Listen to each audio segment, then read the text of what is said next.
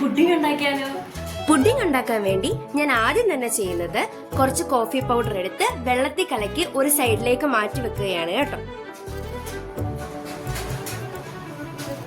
അതിനുശേഷം അടുപ്പിലേക്ക് ഒരു പാൻ എടുത്ത് വെച്ച് അതിലേക്ക് 1 കവറോളം പാല് ഞാൻ ചേർക്കുന്നുണ്ട്.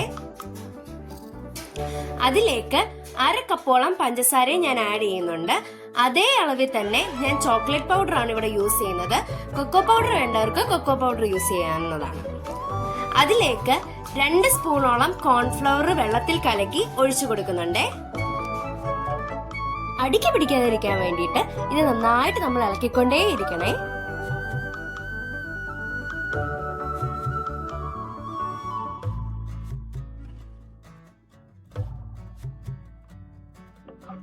കഴിയുമ്പോഴത്തേക്ക് ഇതുപോലെ നന്നായിട്ട് തിളച്ച് വരാൻ തുടങ്ങും കേട്ടോ.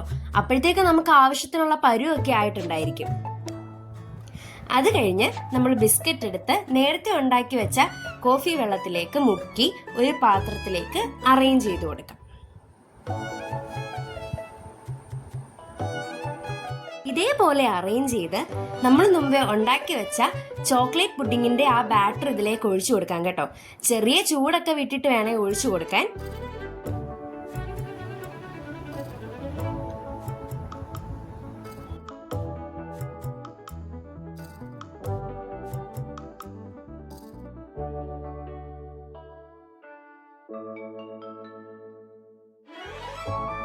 ഏറ്റവും അവസാനം കുറച്ച് ഭംഗിക്ക് വേണ്ടിയിട്ട് ഞാൻ ബിസ്ക്കറ്റ് പൊടിച്ച് അതിന്റെ മണ്ടയ്ക്കായിട്ട് ഇട്ട് കൊടുക്കുന്നുണ്ട് കേട്ടോ.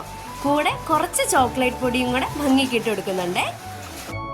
കഴിഞ്ഞ് ഒരു 5-6 മണിക്കൂറോളം ഫ്രിഡ്ജിൽ ഇത് സെറ്റ് ആവാനായിട്ട് നമുക്ക് വെക്കാം.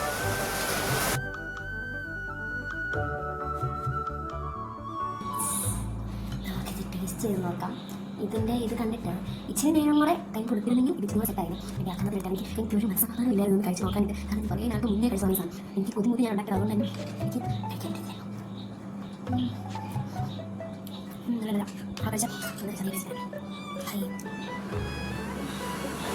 ട്രൈ ചെയ്ത് നോക്കാം.